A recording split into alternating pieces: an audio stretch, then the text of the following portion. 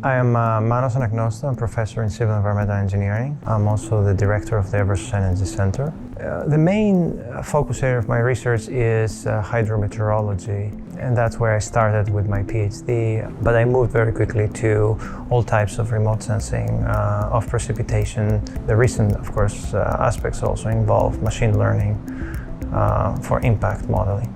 Back in 2011, we had Storm Irene that hit Connecticut. I proposed to Eversource, that time it was Northeast Utilities, to use some of our predictive tools and some of our understanding about impact modeling or relating weather to damages on trees and then eventually power lines as a predictive way to quantify the impact of storms. Now, since 2011, we've been working on this. Now, this has become a reality. The system now is operational. We are actually running it here at the Eversource Energy Center last March, and we predicted those nor'easters quite well in a way that Eversource was able to allocate crews from out of state because they needed for that, reposition those crews from storm to storm so that they can better recover. We've helped the utilities evaluate the value of some of their investments they're making on reinforcing the power grid. We also have a National Science Foundation funded Partnership for International Research and Education project. Our hypothesis is to test whether truly the scientific information, the forecast, the scientific data that we generate with our improved models or with the efforts we're making, whether that really matters to a stakeholder. And whether that really matters and whether there's really gets disseminated or gets used depends a lot on the adaptation capacity that the stakeholder has, the sociological norms of that region, and many other sociological factors that sometimes in some ways and in some regions they may be dominant or dominate the science itself, the data and information that we're providing.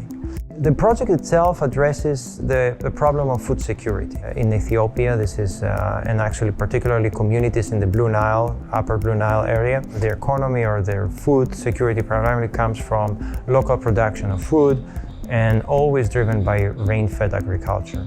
So for us, generating seasonal forecasts or forecasts for the wet season in terms of the expected amount of yield, crop yield for different types of crops, could be an information that they can use to decide on the land that they will cultivate, on the type of crops that they should focus given a particular, the amount of precipitation and the hydrological aspects of the regime.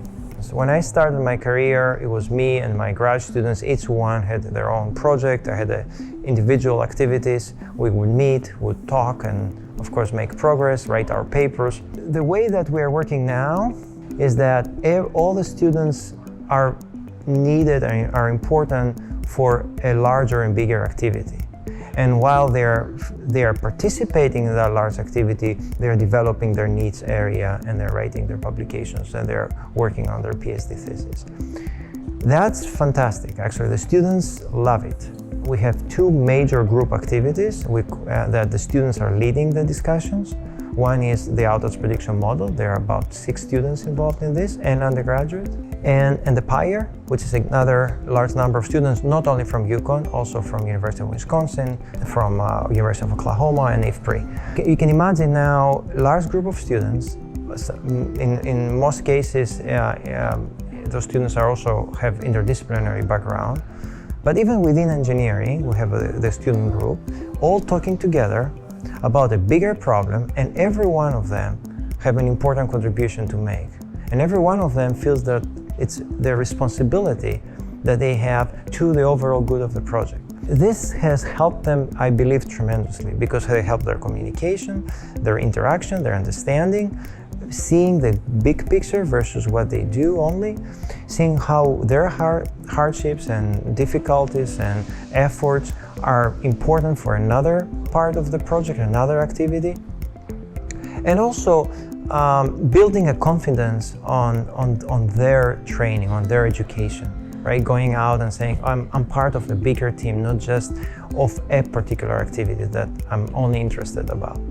What drives my continuation in doing this is the fact that eventually all of that has an application, has an impact to the society. In the beginning it was research, for my curiosity. Now it becomes more a research that would leave a signature to the people, right? And the Audax prediction, for example, system, for us it was one of the most rewarding activity, because we see like millions of people receiving this information, right? Many undergraduates actually being interested to participate and being trained. Graduate students trained and going to the industry or going to the academia. So that's what now drives the impact that we have on the people, as well as the larger community.